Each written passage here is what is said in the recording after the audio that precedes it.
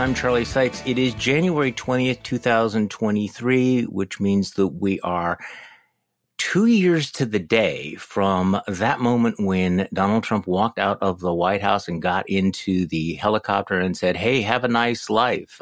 2 years into the Biden presidency, 2 years to the day from the next presidential inauguration. Okay, so we may get to that. Also, I have to say that at the end of the week, I am feeling a little bit grateful. Normally, at the end of the week, we're feeling exhausted and burned out, but I have to say that the news gods have been very, very good to us this week. I mean, at the beginning of the week, if you would have said, okay, well, what if we have a story that George Santos not only lied about everything, but it turns out that he was a drag queen in Brazil. You go, oh, come on. I'm sorry. We have not led that virtuous a life that we deserve something like that. But here we are.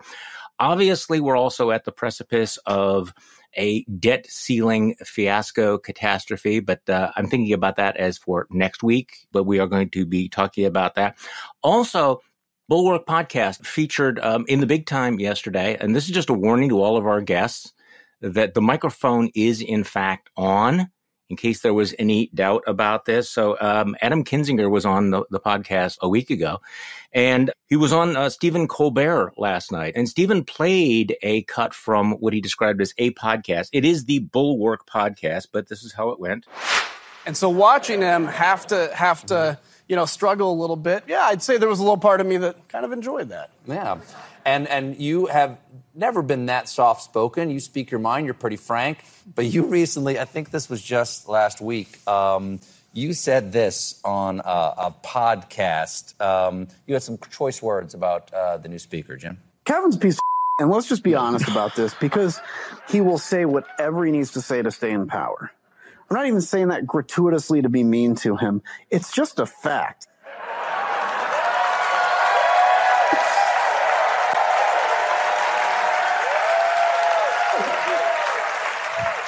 I didn't know the mic was on. Just to be clear, you said that after you left office, right? I did. Okay. So I have to say, we usually don't get that kind of applause when we actually do the podcast. So fair warning to today's guest, Catherine Rampell. Thank you for coming back on the podcast.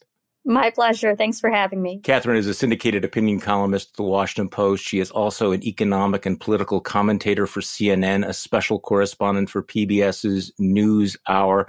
All right, so we got to talk about the reality check that's looming out there. Biden administration has already begun extraordinary measures to prevent the federal government from breaching the debt limit and hurtling toward default.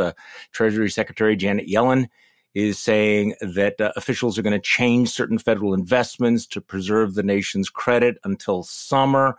Catherine, I enjoyed your column earlier this week. Can I just read a little bit of it? Go for it. Okay. Breaking scientific news. Researchers have identified a previously unknown species in D.C. Like cicadas, this species stays underground for years at a time, typically in 4 or 8 year intervals. Its members hide until there is an auspicious change in the ecosystem. Then they bust out and wreak havoc. This species, Republicans who care about deficits. It's the truth.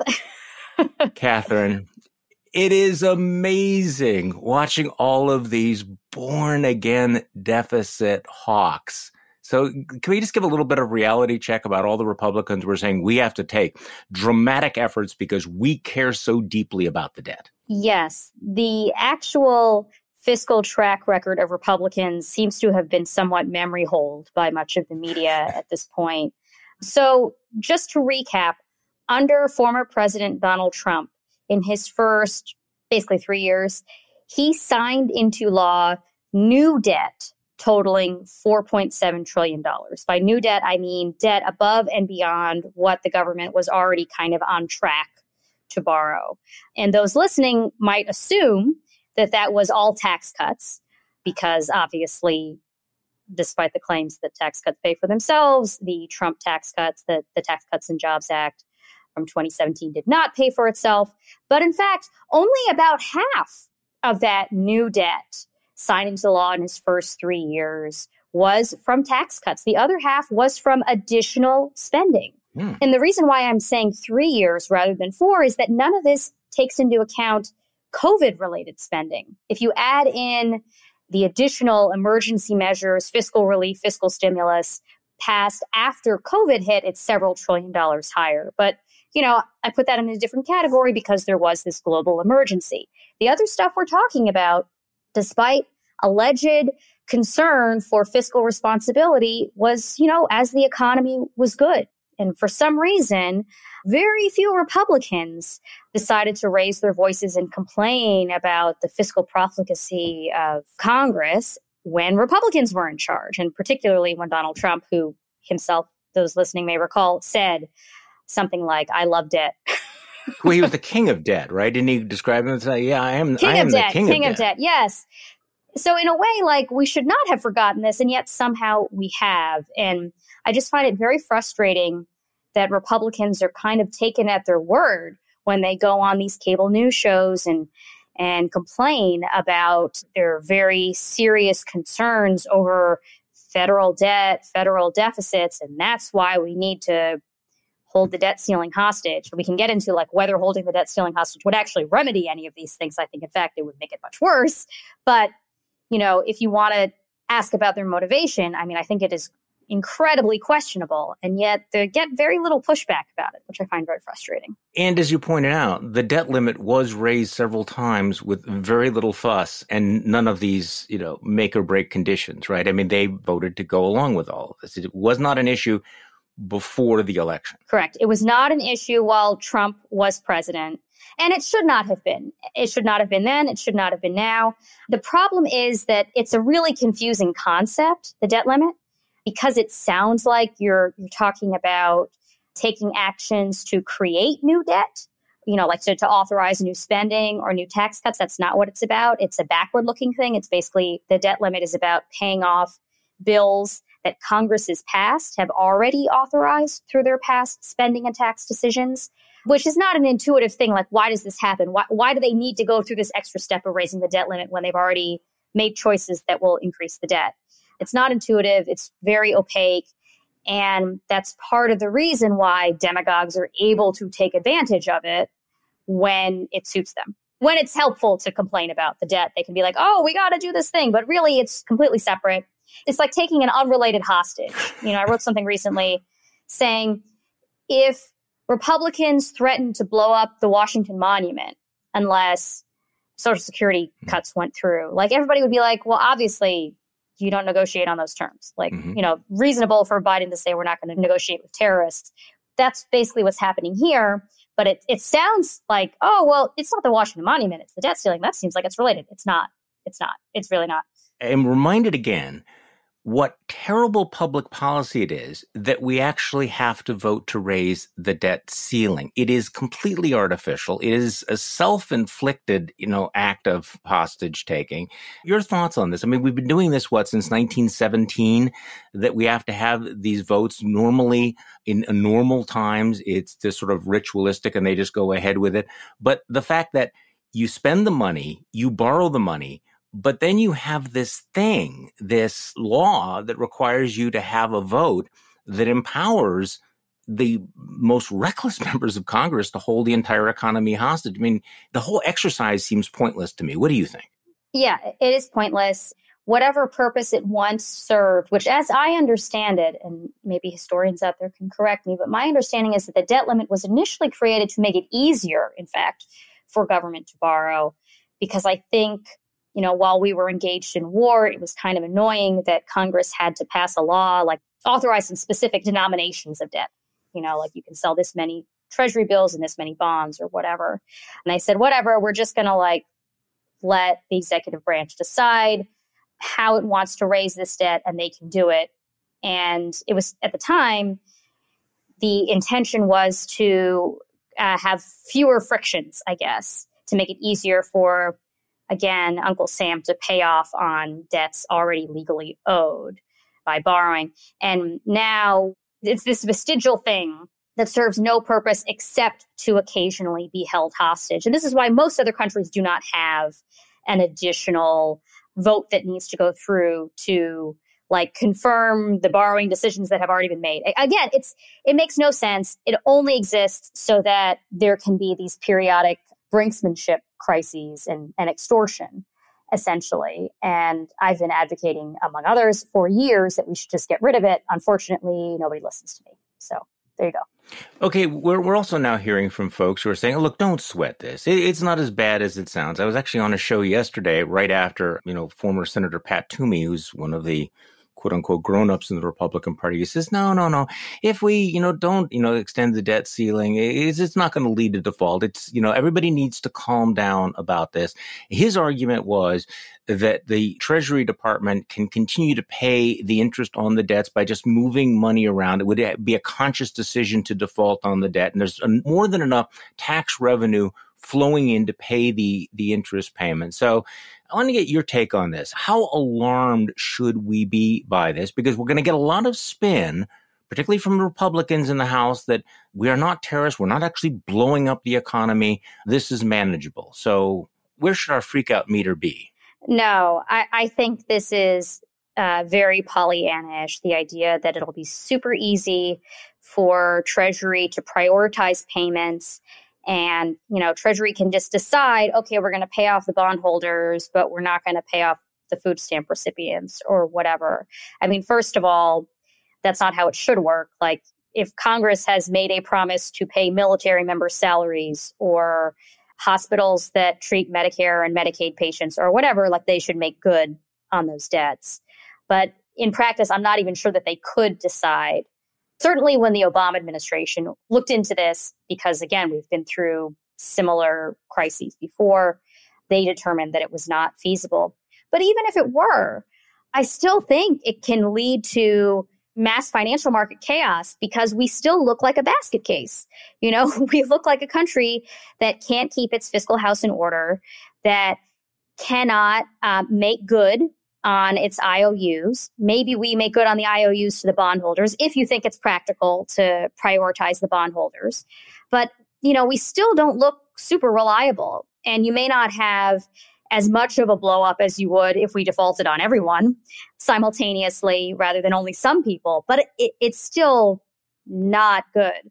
Part of the reason why the dollar is the global reserve currency and why the U.S. has historically been able to borrow so cheaply is that we are seen as a reliable borrower, that we make good on our payments. We are a functional democracy. We know that when we promise to pay somebody back, we do it. Not all countries are good for, their word is not as trustworthy as ours is. And at the point where you call all of that into question, it's hard to predict how much damage you might cause both in the near term and in the long term about how easy it will be for the United States to borrow going forward. Will creditors demand higher interest rates because we are no longer seen as the safest of safe places to store your money? Because maybe we'll pay you back and maybe we won't. Maybe, we'll be like the United States and maybe we'll be like Greece. Like, who knows? Maybe we'll have to write down our debt. For those who are professing concern for the country's fiscal health, this, cuts in exactly the wrong direction. Because over the long run, if you degrade our credibility when it comes to our ability to pay debt, that makes it more expensive for us to borrow, which adds to our debt, right? It's like the same thing, like if you get a mortgage on a house and you have to pay a higher interest rate because you're seen as a riskier borrower, that's more expensive. So it's bad news for the United States and potentially for the global financial system because, like I said, we are considered the safest of safe places to put your money. And then every other asset on earth essentially is benchmarked against us. Like, how much riskier are they than us? And if now suddenly we change the benchmark and everything starts looking more risky, like, you can imagine that there'll be sort of these knock-on effects throughout other kinds of financial markets as computer systems are reevaluating the levels of risk. And we just don't know the extent of it. But, it'd be bad for us. It'd be bad for the global financial system. I'm worried about a recession. I'm worried about the potential for a financial crisis. I don't know that they're inevitable, but why are we even toying with the possibility, like, needlessly? So the conventional wisdom I think, and you correct me if you have a different view of this, is that, okay, there's going to be this back and forth, this posturing, this, performative politics of fiscal conservatism. But in the end, there's no way that the United States would actually default on the debt. Or to go back to your analogy, they've taken hostages, but nobody thinks they'll actually kill the hostages. Nobody thinks they would really blow up the Washington Monument. Because in the past, as heated as the rhetoric has been, calmer heads prevail. But what if it's different this time? That's what I'm worried about. It's true. We have had this brinksmanship before, and it has been resolved at the last minute. And I think that's why you see financial markets today not freaking out yet. That there is this assumption that, there's a bunch of Washington blowhards, and we've been through this song and dance before, they'll work it out. Right. I am less convinced that that is a safe assumption this time around, because the Republican Party has just gotten a lot crazier, since the last time we went through this. And before, there were like a couple of thorns in the side of the so-called grown-ups in the party who were demanding various kinds of ransoms in exchange for their vote.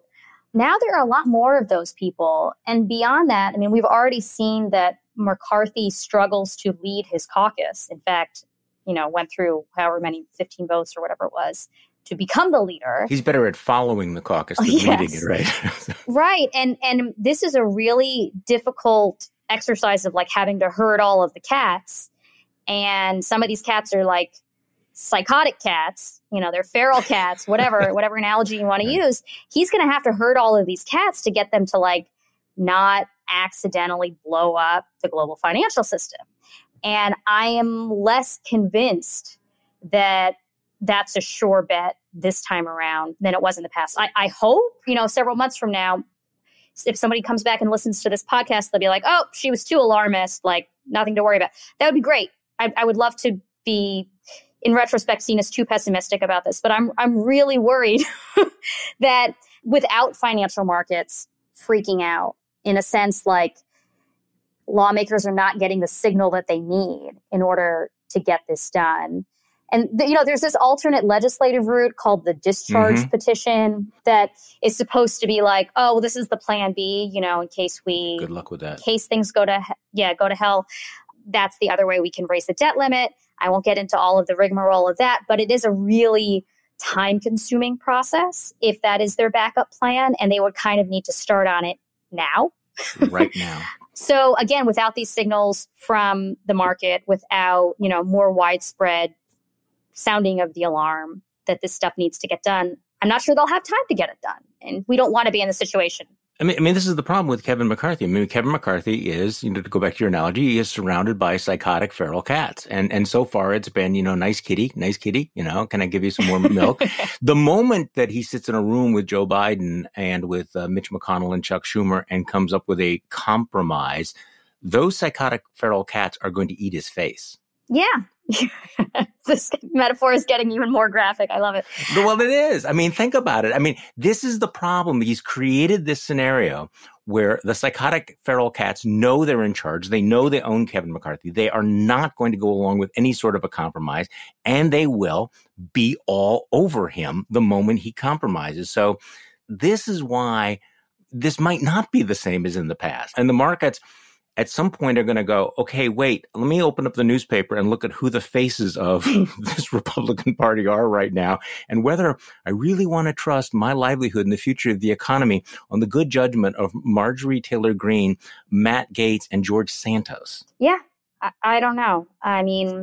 Look, the market knows more than I do. Maybe they understand better that this will get resolved, but I worry that there's a little bit too much complacency because it's been resolved in the past, and the past is really not a great predictor of the ongoing negotiations because the composition of the party is different and the circumstances are different.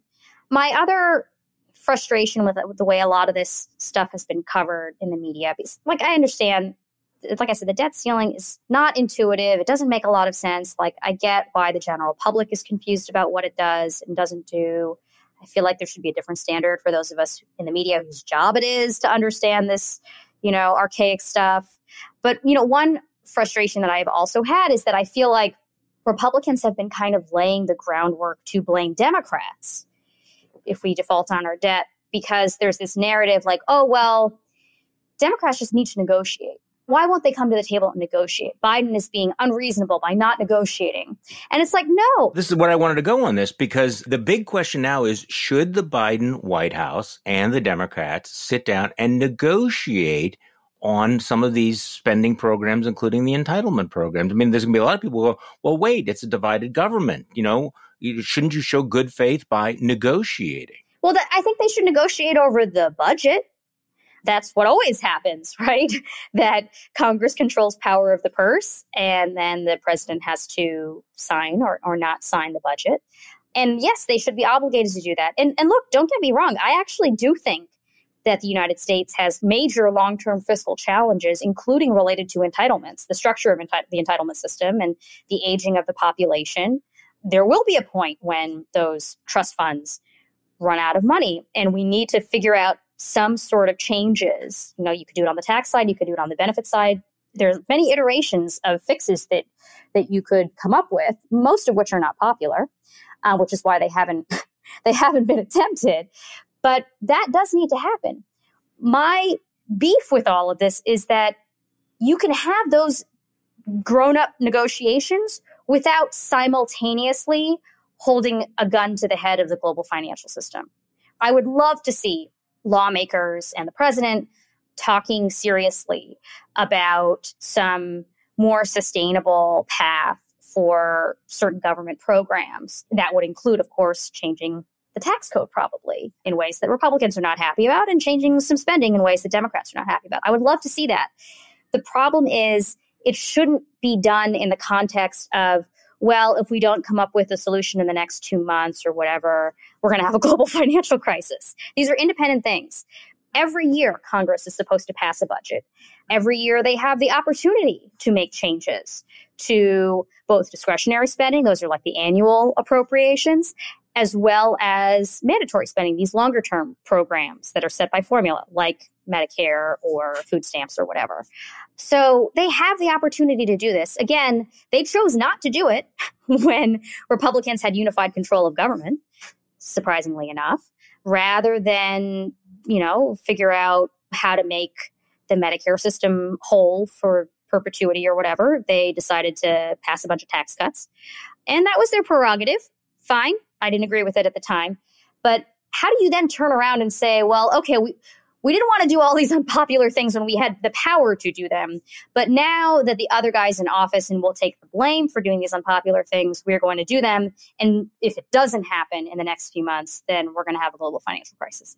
Part of the reason why all of this is gets so muddied is that there are valid concerns about debts and deficits, but I see no evidence that those are being addressed in good faith. Well, and that's the question, whether these discussions would be good faith. You actually speculated maybe, just maybe, they are not genuinely fiscally conservative at all and are just looking for excuses to damage short-term economic conditions. Are we actually dealing with people who would actually like burning it down? I think some of them would. I mean, I don't think all of them. Not everybody's trying to sabotage the economy, but I think there are some who would be happy enough to see the economy tank for whatever reason ahead of an election where Biden may be running for a second term, or says he is as of now. We saw this when Obama was president too. Again, that was the last time there were supposed concerns from the right about deficits and debt, was when Obama was president, which then suddenly, those concerns went underground like cicadas when Trump was in office. But there were a lot of people who thought part of the reason why Republicans were so fixated on austerity measures in 2011 or thereabouts was that they would benefit from having a slower economic recovery coming out of the Great Recession. It's a very cynical way to look at it. I mean, to be clear, there were Democrats, rather, who in 2019, early 2020, were rooting for a recession for the same reason. They wanted Trump to get pushed out of office. Obviously, we had a much bigger once-in-a-century crisis that led to both a recession and global pandemic, which probably hurt Trump. I mean, I remember arguing with people on the left at the time, you should not be rooting for a recession. Just because the Republicans Sure. are cynical enough to have wanted a poor economy to damage Obama doesn't mean that you should want a poor economy to damage Trump, because Trump will not be the primary victim. There'll be a lot of other people who get hurt. Much more vulnerable people, low-income people, are usually hurt the most in recessions. So this is not like a uniquely right-wing cynical thing, but I think it is more often exercised on the right, this sort of like sabotaging of the economy or willingness to sabotage the economy to hurt the other political party. Well, you've also made the point that Democrats could have dealt with this whole debt ceiling fiasco while they had control of both houses, right? I mean, yes, they could have neutralized this bomb, right, before the Republican Congress took office. Why didn't they? I think it was so short-sighted of them not to have dealt with this last year. Partly what went on is that because there's so much confusion about what the debt limit is and what it does or doesn't do, I think they were really worried, needlessly so in my view, about like misleading headlines. Democrats and Democrats alone raise the debt. Really, it's they raise the debt limit, but it's like they raise the debt. They were worried that if they voted on it with only Democratic votes, usually it is a bipartisan exercise, although less so recently. Usually it's a bipartisan exercise. They were worried that there would be like a bunch of opposition ads saying like Democrats voted to raise the debt limit to whatever, $40 trillion or something, and that would be used against them. Mm-hmm. And, maybe there would have been one news cycle where people were confused enough where that would be damaging, but it would have paid major dividends to like not have the prospect of this like ticking time bomb basically going off after that.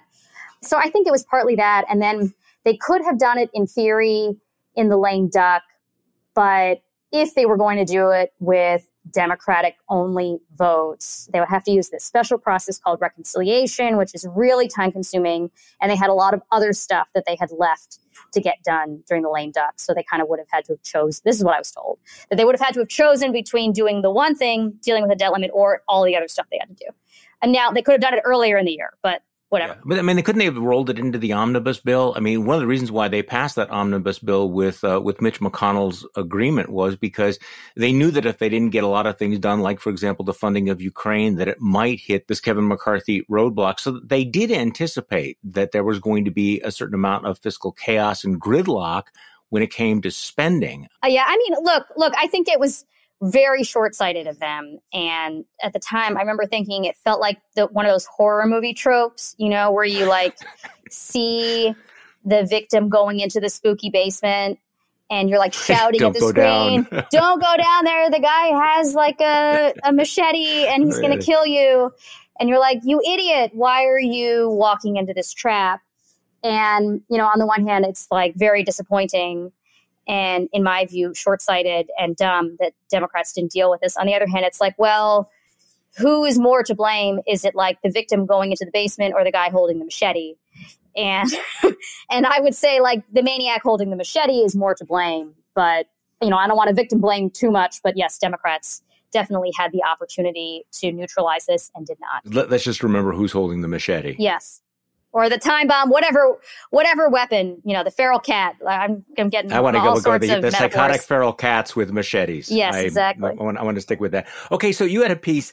The GOP accidentally admits tax cuts don't pay for themselves. This is an important issue because as recently as yesterday, I heard Pat Toomey on this show that I was referencing before when he was asked about, well, you didn't care about deficits when you passed this massive tax cut. And of course, he gave the usual talking point that no, that didn't contribute to the deficit because those tax cuts pay for themselves because they generate so much economic growth. So how did the GOP accidentally admit that this wasn't so?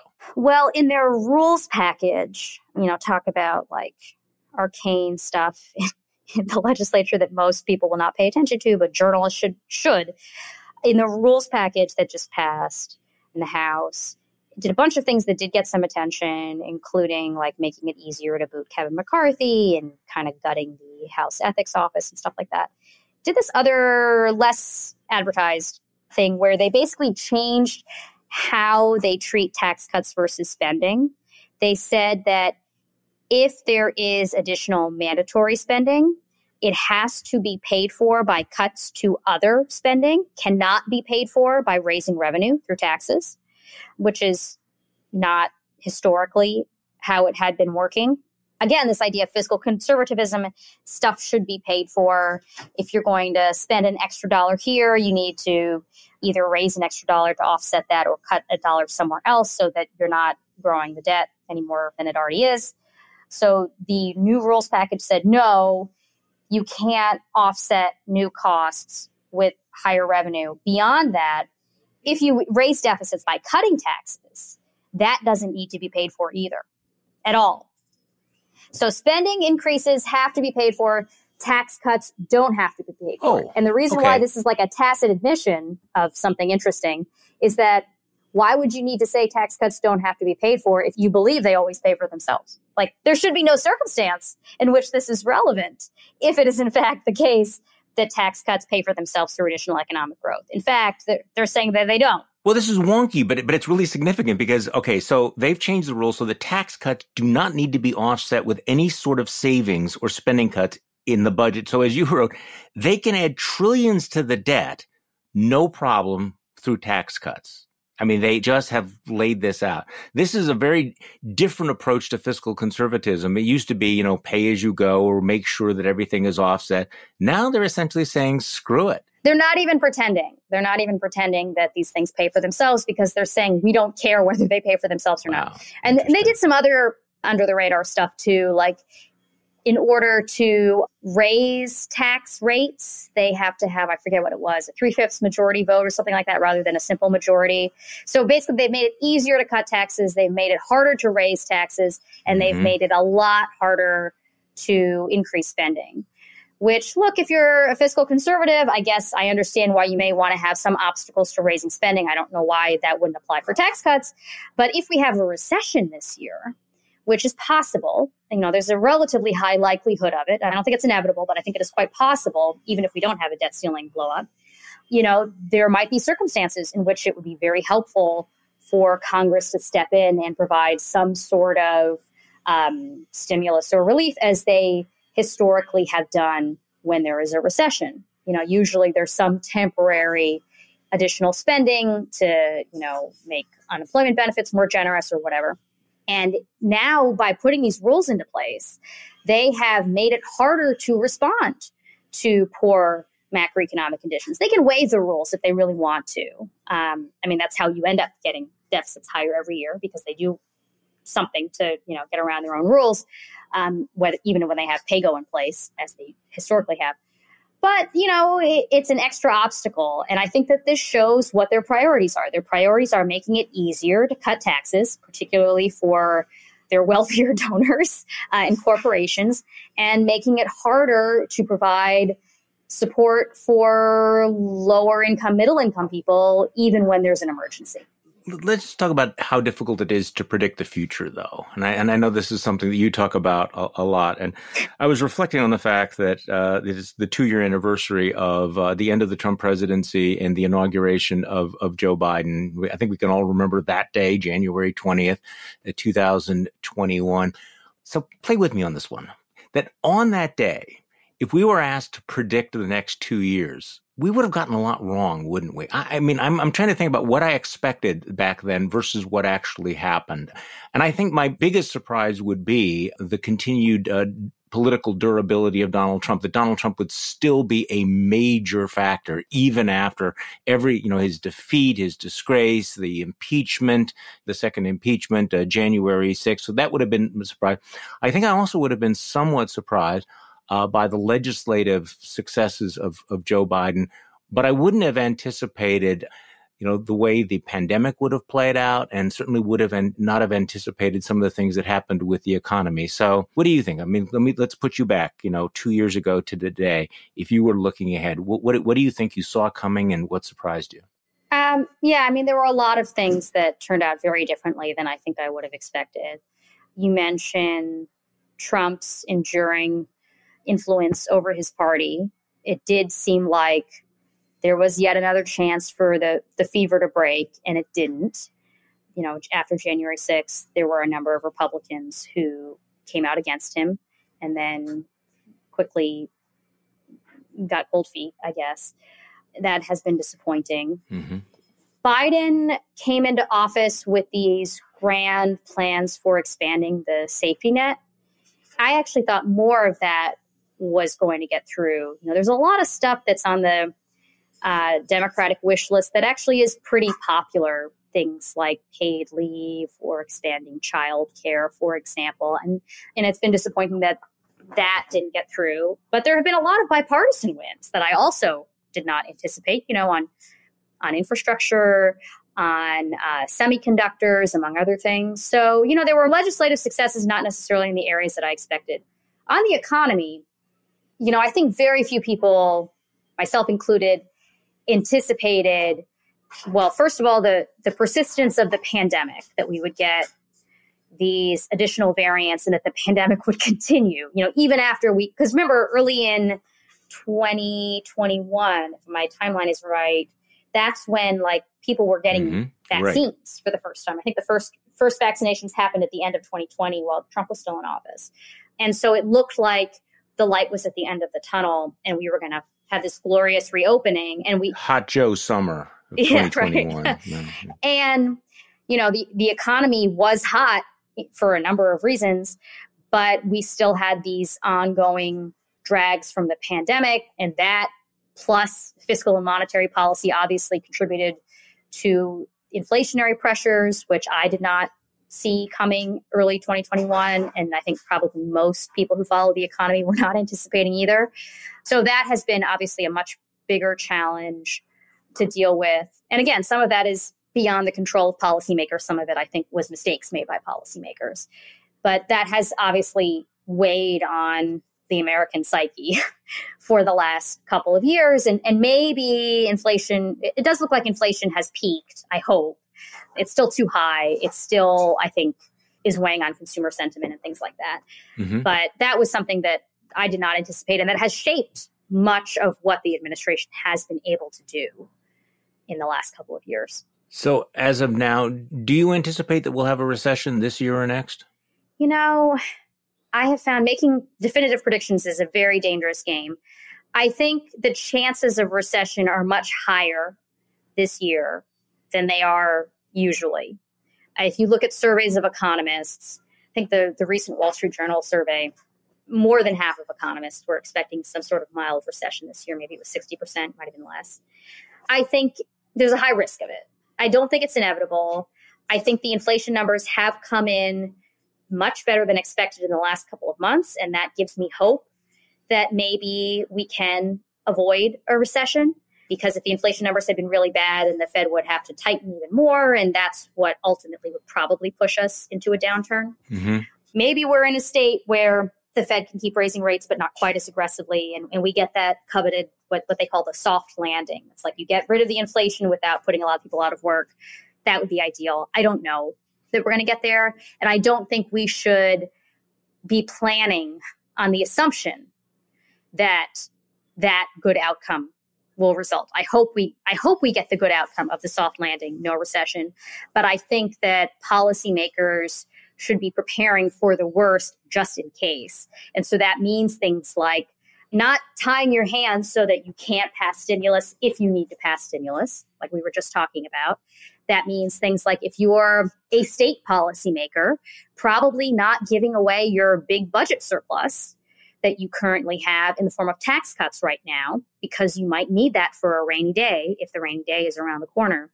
Almost every state in the country has cut taxes in the past couple of years because they had these big temporary one-time budget surpluses related to fiscal aid and related to the reopening of the economy, a lot of pent-up demand to spend and things like that. We should not assume that that will continue. And in fact, consumer spending is already slowing. If there is a recession, tax revenues from sales taxes, from income taxes, from corporate income tax, personal and corporate income taxes will go down probably. And meanwhile, demand for safety net programs like Medicaid or food and housing assistance, et cetera, will go up. Both of those things, tax revenues going down, spending going up, will be difficult for states to deal with. They should be squirreling away money for a rainy day, and instead they're spending it because they're assuming everything will work out fine, I think. So there are a number of ways in which I think we should be preparing we should be demanding policymakers prepare, and instead they've chosen not to.